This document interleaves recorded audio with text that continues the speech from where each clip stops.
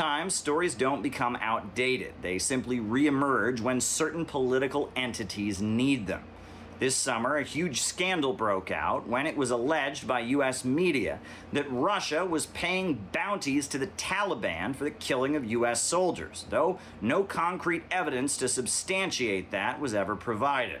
Though many have probably forgotten the story, it has now resurfaced conveniently as senators are pushing their Russia Bounty Response Act.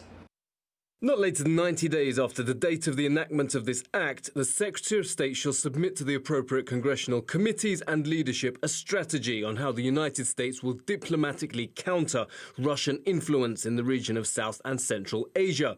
Now, the bill would prohibit all property transactions as well as entry to the United States by Vladimir Putin, his closest aides, along with many prominent political and business individuals in Russia. Quite a stiff bill. It goes after their family members, and all the major supporters of this bill happen to be Democrats. They say they want to send a message to the Russian president and, apparently, his American counterpart.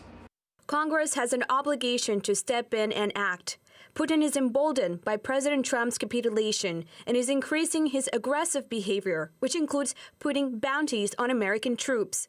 The lives of American service members are at stake. I urge senators on both sides of the aisle to join us in protecting our service members and sending a strong message to Putin.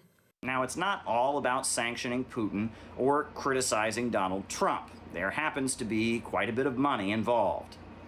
There is authorized to be appropriated $50 million for each of fiscal years 2021 through 2026 for programming that provides rewards to individuals who provide information on Russian bounties against United States armed forces. An additional $30 million will go to combat the influence of Russia in Central and Southern Asia. But the bill has still more goals in the minds of its sponsors.